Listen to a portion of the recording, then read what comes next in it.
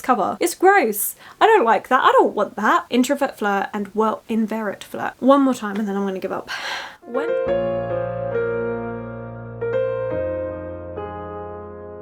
Hello my loves and thank you for joining me. It's Kirsten and we have another large book haul. Again, over 20 books. This is the first book haul of 2023, but I have not got all of these in January. Like I'm not that bad. I have been collecting these since November. So this is November, December and potentially January. I don't know, I'm filming this right at the beginning of January and I can't tell you whether I've bought books in this month yet. That's what this book haul is. I want to say I've got a bit better, but considering the last book haul I did was 25 books, this is 22, so there has been an improvement, a 3-book improvement, but it's still a bit ridiculous. Anyway, enough of that. Let's just get into it. Okay, the first book is one that you've heard quite a bit about by this point, and that's The Strange Times by C.K. MacDonald. This was gifted to me by my dad. I really enjoyed this. I read this as the last book I finished in 2022, and it was great. I loved it. I really want to get the second book, The Charming Man, and that is out as ebook, but not as paperback just yet, but I definitely want to get it. It was so good. It was so fun. So The Stranger Times is a newspaper that reports the strange and wonderful things like UFO sightings or ghosts or just weird stuff. The reality is it's all that weird stuff that's actually true, and you're seeing that effect happen. It's amazing. I love the characters in this book. They're so unique and quirky, hilarious. The jokes in this are honestly borderline rude. It's hilarious. It is the sort of jokes that I really like. It's the humour I really appreciate. Just so good. I'm not going to explain more than that because I've gone into it in my December wrap up. I went in depth in my weekly vlog when I was reading it, so you've heard enough, but safe to say this was hilarious and I loved it. So yeah. Cannot wait to read more, and I'm surprised more people aren't talking about it. It is just such a light-hearted, funny fantasy book that is just hilarious and ridiculous, but it was great. Another book you've seen me talk about recently is 5 Survive by Holly Jackson. This is Holly Jackson's first YA thriller and I loved it. I adored this book so much. I tabbed it. You can't really tell because my tabs are tiny. I had so much fun trying to figure out who was behind all of this, what was happening. We're following Red's our main character. She's honestly really lovely. I really liked her. She was very relatable as a main character, and she's going on a summer road trip, like a break from school, and she's going with some of her friends and her best friend's brother and his girlfriend who's there to supervise them. But they get lost, and when they're in the middle of nowhere their tyres start getting shot out and they realise that this wasn't some accident, that this is intentional, and oh my gosh, what's going to happen next? It was so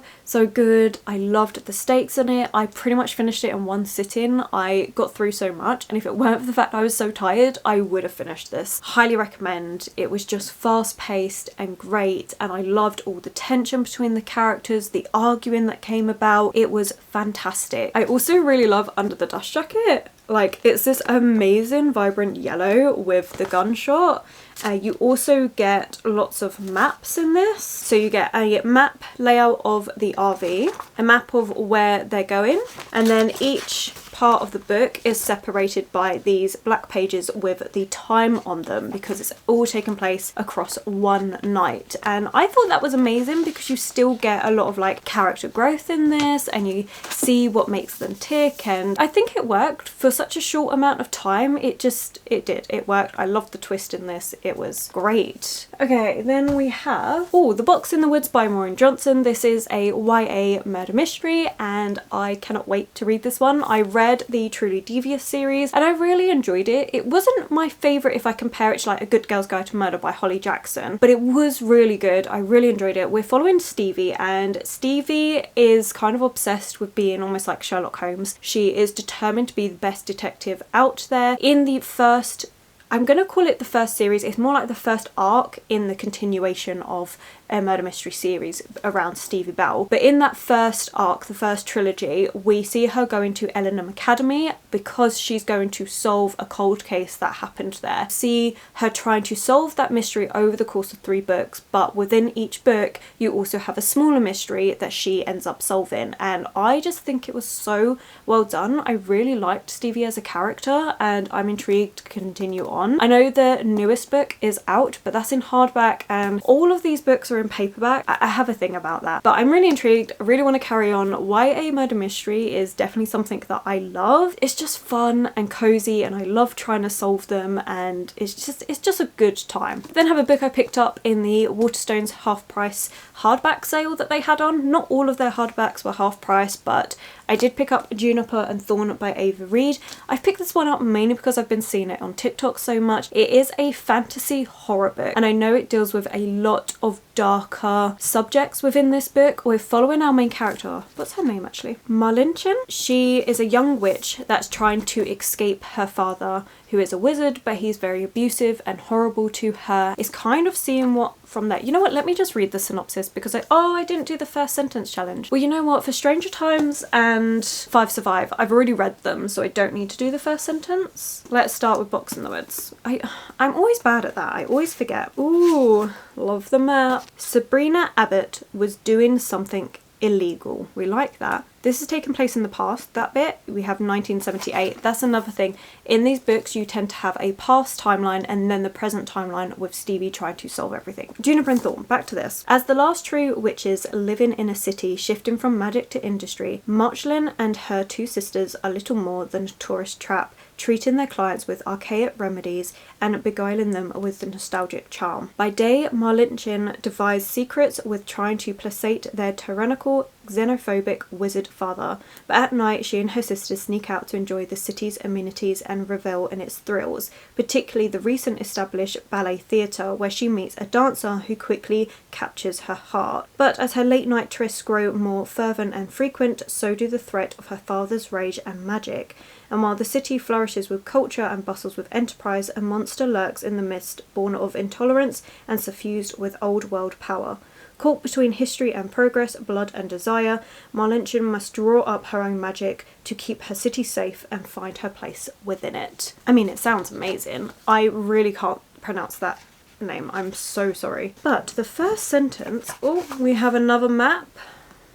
Lovely. I checked under my bed, but the monster was gone. Not a bad start. But yeah, this was one that I honestly didn't think I was going to pick up, but I've seen it around so much on TikTok that I was convinced. Then we have The Book Thief. This is by Marcus Suzak, and this is one that I picked up in a charity shop. It's just one that I've seen so many people talk about, so many people say how it's one of their favourites, that I thought it's about time I try it. I never saw the film either, but I know we're following this from Death's perspective, and it's in 1939 Nazi Germany. The country is holding its breath. Death has never been busier. This novel is narrated by Death. It's a small story about a girl, an accordionist, some fanatical Germans, a Jewish fist fighter, and quite a lot of theory. Another thing you should know, Death will visit the book thief 3 times. It does sound really good, and I am really intrigued by it. I don't know, I've just never picked it up.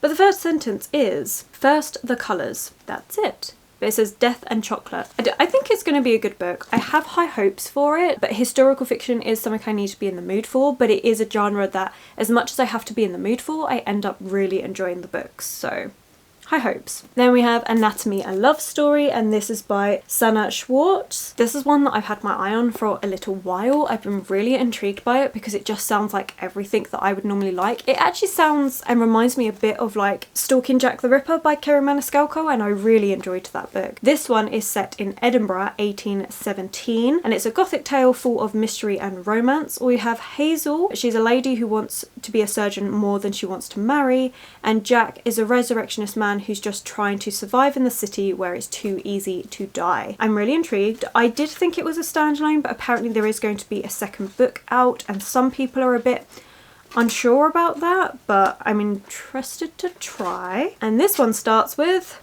Hurry Up, and that's it. But I'm just really intrigued. I've been really wanting to read this for such a long time, so I'm pleased I finally got it. I've just been having trouble with getting books from Waterstones, so I picked this one up from an independent bookshop by work, and I'm so excited. Then we have my best bargain of 2022, and that's Harrow the Ninth. This is by Tamsin Muir, and this was $1.99. $1.99 for a brand new book, because there is some slight subtle damage to the edges, and it's so slight. I just couldn't believe that I saved £13 on this book. Now, it is the second book in a series, so I can't tell you what this one is about, because if I do that, then I'm going to spoil myself for the first book.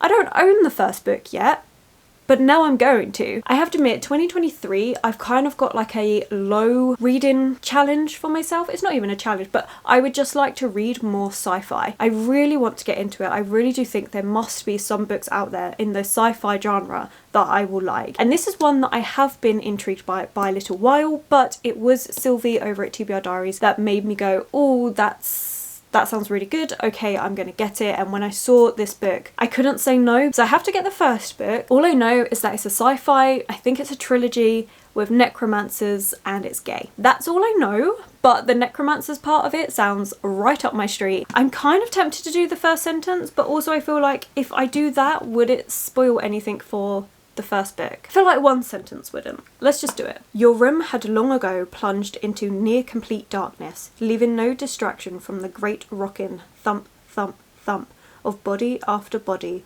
flinging itself onto the great mass already coating the whole. Okay, that's got me. I'm so intrigued.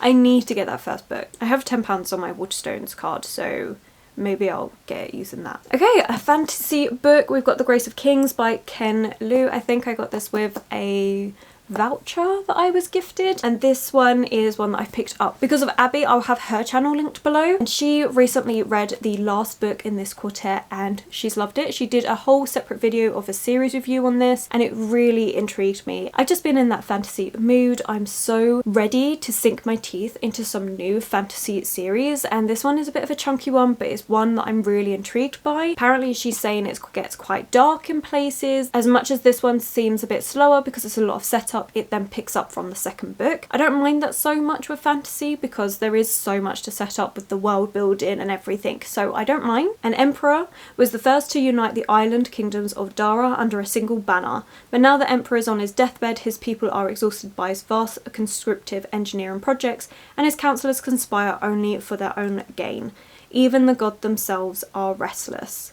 A witty, charismatic bandit and the vengeance-sworn son of a deposed duke cross paths as they each lead their own rebellion against the emperor's brutal regime. Together they will journey into the heart of the empire, witnessing the clash of armies, fleets of silk-draped airships, magical books and shape-shifting gods. Their unlikely friendship will drastically change the balance of power in Dara, but at what price? I'm really, really excited, plus I love these covers. They are so stunning. It's what first drew me in, and then Abby was talking about them and I was like, okay, yep, I'm convinced. Another map. Oh, I love a map, as I've said. Okay, we have a note on pronunciation. That's going to be helpful. We also have a glossary, list of major characters. Oh, you can tell it's going to be an intense book when you need all of that. A white bird hung still in the clear western sky and flapped its wings sporadically. I think that's a nice, charming little first sentence. I cannot wait. Let me know if you've read that. Obviously, as usual, let me know if you've read any of these. Okay, then we have a book, Vladimir, by Julie May Jonas. This is one that I picked up in hardback because I hate the paperback. Like, look at this cover. It's gross. I don't like that. I don't want that. I thought we were going to be getting, like, that's the American version, and I thought we were going to be getting this UK hardback edition on a paperback. Turns out no, we weren't, so I quickly ran out and got the hardback. I have been intrigued in this one for a little while, but as usual I was doing my let's wait for the paperback version to come out. Let's not, because this cover is so much better. This one we're following two teachers. They are married, but it's a very open relationship. They do see other people. Okay, you know what, let me just read the synopsis rather than trying to paraphrase it. Thus does the deliciously incisive narrator of this provocative and razor-sharp novel introduce herself. She is a popular English professor whose husband, a charismatic teacher at the same small liberal arts college, is under investigation for his inappropriate relationships with his former students. The couple have long had a mutual understanding when it comes to their extramarital pursuits, but with these new allegations, life has become far less comfortable for them both. And when our narrator becomes increasingly infatuated with Vladimir, a celebrated married young novelist who's just arrived on campus, their tinderbox world comes dangerously close to exploding. It is meant to be darkly funny and surreptitiously moving. Vladimir maps the personal and political minefield of our current moment, exposing the messy contradictions of power and desire. So I've been after it for a little while, and yeah, it sounds good. I'm repeating myself there. Obviously it sounds good because I bought them. But yeah, I didn't like the paperback cover, so I had to run out and grab this sooner than what I was going to, but it's fine. I had a voucher, so it saved me £10. Quick battery swap, so if things have changed slightly, I apologise, but that's a clear indication that I've been taking too long, so we need to speed this up. We have Ocean's Echo by Everina Maxwell. This is part of my trying to explore sci-fi a bit more, and I was just really intrigued by this one. It's a gay romance space opera story, and that was all I needed to know before I wanted it. So very excited. We're going to give this one a go. There has been another book, Winter's Orbit. It's set in the same world, but they are standalone, so you don't have to read them. This one called out to me a little bit more, but if I do like it, then I will pick up Winter's Orbit. And this one is when Tennell, a rich socialite, inveterate flirt and walking disaster, is caught using his telepathic powers for illegal activities, the military decides to bind his mind to someone whose coercive powers are strong enough to control him. Enter Lieutenant Surratt, the child of a disgraced general. Under pressure, Lieutenant Surratt agrees to be bound to Tennell and keep him conscripted in the army, a task that seems impossible even for someone with Surratt's ability to control minds. Tennell just wants to escape, but Surratt isn't all that he seems, and their bond may just be the key to their freedom. I think it sounds good. Tennell Hin Halcana arrived at the party fashionably late, which might have meant something if he had been invited in the first place. I think it's going to be a fun time. Then we have What Moves the Dead by T. Kingfisher. We know that I loved T. Kingfisher's book. I say books. I read Nettle and Bone and absolutely loved it, and now I want to read more of their work, so I've just been collecting different books. This one I have been told that I should actually read, The Fall of House of Usher by Edgar Allan Poe, which I don't like Edgar Allan Poe, but I've been told that I will appreciate this book so much more, so I will do that to then read this one because I do believe it is a retelling of it. So of course I'm going to.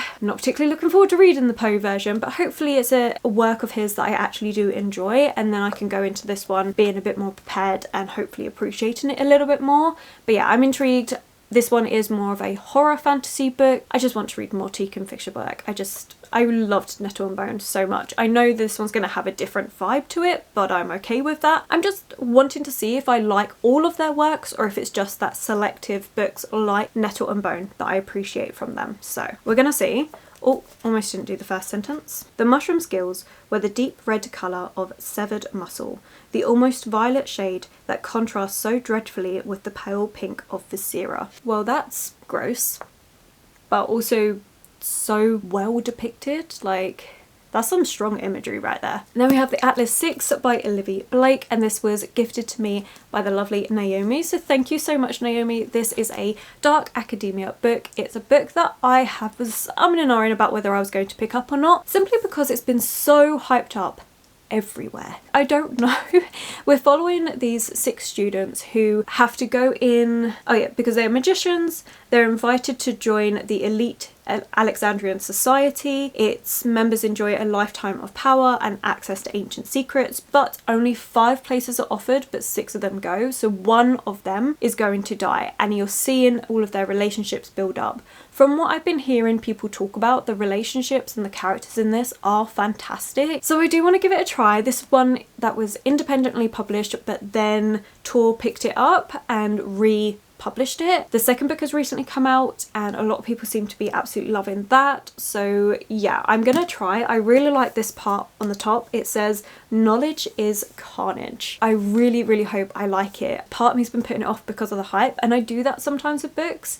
I don't know if you're like that. When a book gets so hyped you're a bit put off by it, but I think it's because I don't want to have such high expectations. I then get disappointed, but I think if I go in with like reserved expectations then I should be fine. And Naomi also got me In the Labyrinth of Drakes, a memoir by Lady Trent. This is the 4th book in the Memoir of Lady Trent series by Marie Brennan, and oh, I'm so excited. I loved A Natural History of Dragons so much. It was one of my favourite books of 2022. It's fantastic. Jane Austen with dragons, as I have said every time, but I think it's the perfect way to describe it. Again, as I've said every time, and I cannot wait to continue on with this series, and I'm so happy to have the 4th book on my TBR. I love these. I still need to read the 2nd book, but I will be getting to that soon. I can't wait. Each of the books we go to a different area exploring different dragons within this world, and I love it. I loved the 1st book so much. Marie Brennan, honestly, I think she's going to become a new favourite author, and again, these covers are just fantastic. Then we have Cytonic by Brandon Sanderson. This is the 3rd book in the Skyward series. I thought it was a trilogy. Apparently there is going to be a 4th book. There is a series of short stories that I'm meant to read between the 2nd and 3rd book, but that hasn't been released in paperback yet. I think I will wait to read those short stories first, because I think you need that to see what the rest of the Skyward flight were getting up to. While we had Spencer in book 2, she was off somewhere different. That explains what they've been up to, which then gives you more context for this 3rd book. So I do think I'm going to read that one, but I'm just waiting for it to come out in paperback to match. I love these editions. The black and gold is absolutely perfect. I did not read the first sentence. Why do I always have to remember after I've said about a couple books? Okay, the Atlas 6, let's go back to this. Perhaps it was a tired thing.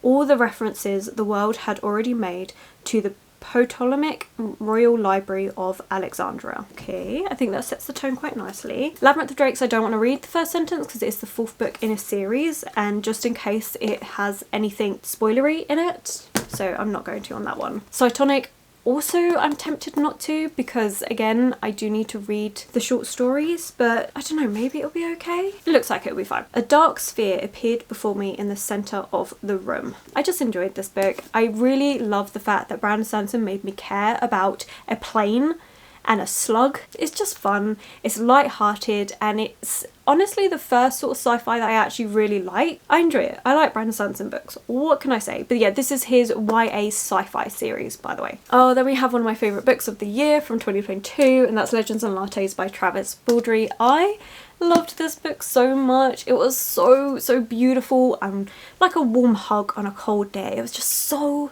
good. I loved it so much. We're following Viv. She is an orc. She's wanting to open up a coffee shop and leave her fighting ways behind her, and that's literally all it is. It's so cute and wholesome and lovely, and it really is what it says, a low stakes fantasy. And I love the descriptions of the coffee and the pastries.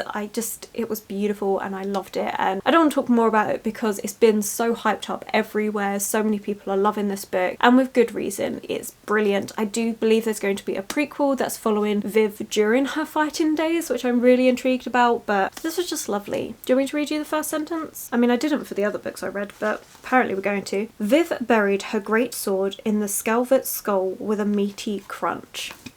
Now, I know that doesn't seem low stakes fantasy or cozy at all, but it's just that chapter, I promise. Then it gets really cozy. We have Where the Drowned Girls Go by Shauna Maguire. This is the 7th book in the Wayward Children series. Again, a series that I've been talking about because I recently got the 6th book as well. Or is this the 6th book? Nope, this is the 7th. But yeah, I recently got the 6th book as well. I just really enjoy this series. It's a portal fantasy. You've heard me talking about it. It's basically the concept of what happened to Alice when she got back from Wonderland or things like that. So we're following different children that stumbled into different worlds where they belonged, where they were accepted. They may not have been really nice worlds. They might have been quite difficult, dangerous, brutal, but is where they belong, and what happens when those children come back. I really enjoy this series. The odd numbers are a prequel to the first book, and even numbers continue on. That's what I've been finding.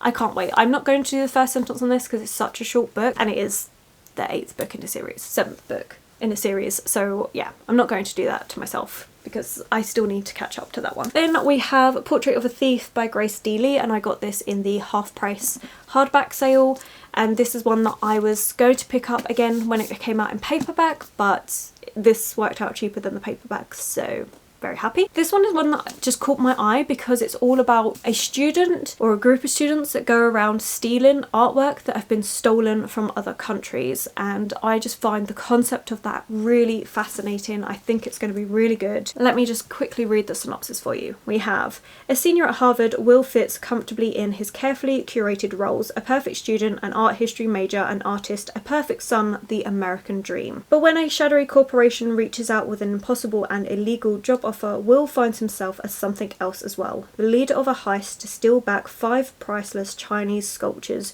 looted from Beijing centuries ago. If they succeed, they earn $50 million, and there's a chance to make history.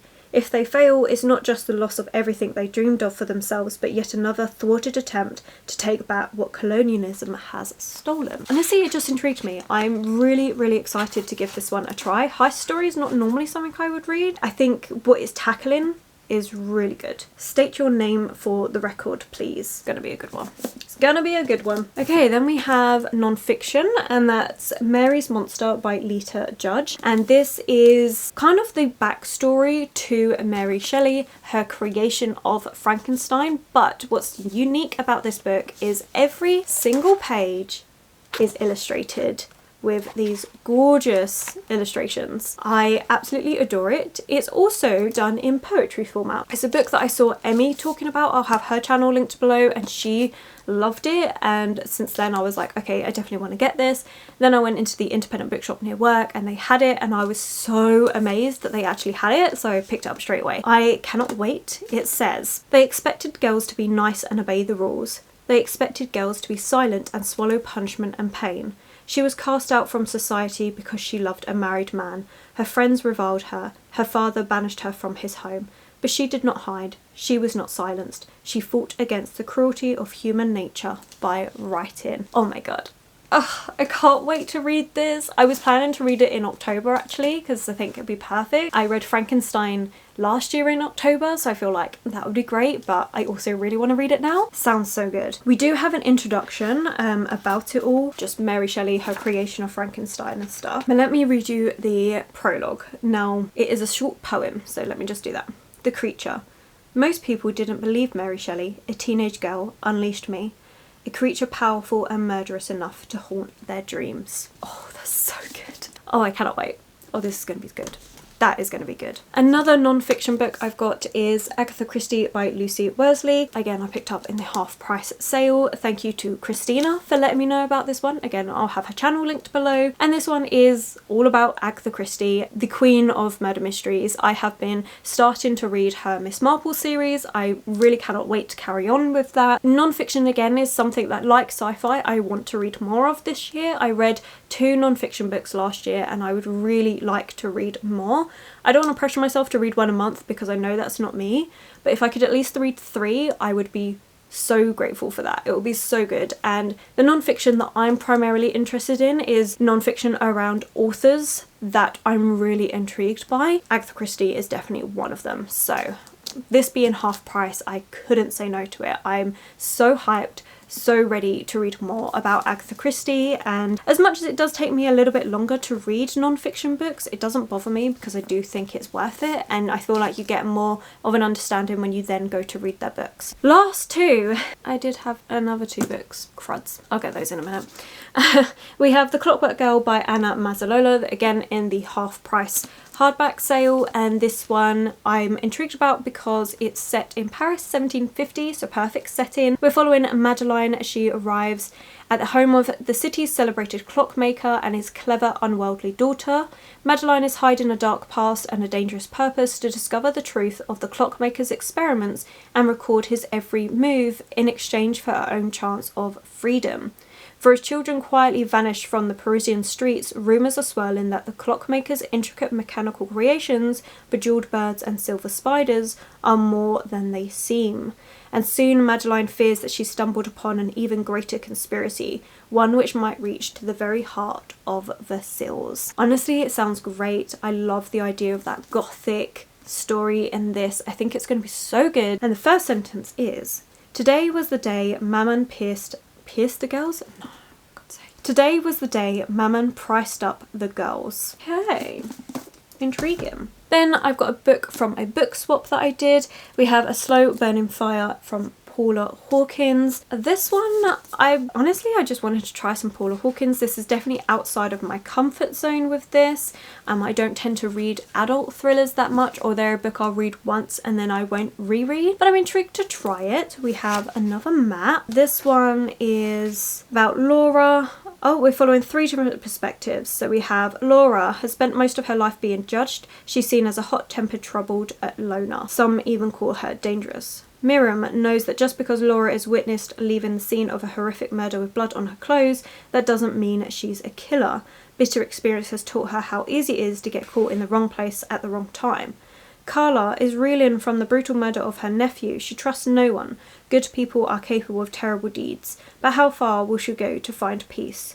Innocent or guilty, everyone is damaged. Some are damaged enough to kill. I don't know. I feel like, again, this is just getting me outside my comfort zone, trying a thriller book that I wouldn't normally pick up. And this says, Blood Sodden. The girl staggers into the black. And then there's 2 other books, which I had forgotten to get. Where did I put that book? 2 more books in that book swap. I actually did this with Amanda, who is a lovely subscriber on this channel, and she reached out to my book unhaul and asked if I would do a book swap for a couple of the paperbacks. So yeah, so 2 more books. We have The Girl on the Train by Paula Hawkins again. This is one that I've seen so much talk about but just never read the book. And this one is another adult thriller, obviously, because it's by the same author. And Rachel catches the same commuter train every morning. She knows it will wait at the same signal each time, overlooking a row of back gardens. She's even started to feel like she knows the people who live in one of the houses. Their life as she sees it is perfect. If only Rachel could be that happy. And then she sees something shocking, and in one moment everything changes. So that seems interesting. Honestly, I know there's a film, but I've never read it. Watched it. There is a pile of clothing on the side of the train tracks. I don't know, again, trying something a bit different outside my comfort zone. And then we have the X Hex by Erin Sterling. Again, something different outside my comfort zone, because this is a romance. Like a fantasy contemporary romance, which isn't something I tend to read a lot of, if at all, really. Not a contemporary romance, but I saw loads of people reading this around October, saying it was just a fun, spooky, ridiculous filled time. We're following a main character who ends up attempting to put a hex on an ex-boyfriend, and they're like laughing and stuff because it's not going to work, and then she meets him years later and realizes that maybe it's worked a bit too well and they need to work out how to lift it. It just sounds like fun. I think I am going to read this in October. It seems like the perfect time for it. I know the second book is coming out. But yeah, again, this is one that I was curious about, but wasn't going to pick up brand new, so when it was offered in a book swap I was happy to give it a try. Okay, so with the fact that I found those 2 books as well, we now have 24 books. I mean, I'm a book collector as well as a book reader, and that's what I'm going to tell myself. I like to have a lovely large selection, so regardless of my mood I can go to whatever I feel like and pick up something that intrigues me, and the more books I have, the more that is a possibility. That's what I tell myself anyway. But yeah, okay, this video took ages to film. I've been chatting for almost 45 minutes. I'm hoping I can edit it down for you a little bit. Thank you so much to everyone that's gifted me a book or like the book swap and stuff. Like, it's just been great. If you have read any of these, please let me know. And what's a book that you recently picked up? If you made it this far, then let's put a book stack emoji, because there's a lot of books in this one. So book stack emoji, and I'm gonna go and have a drink because I'm thirsty now after all this talking. So thank you so much for watching. If you have enjoyed it, please do give it that thumbs up, subscribe and comment to let me know that you're here. Those 3 things really help the channel out. My social media links will be linked below, and I will of course catch you in the next one.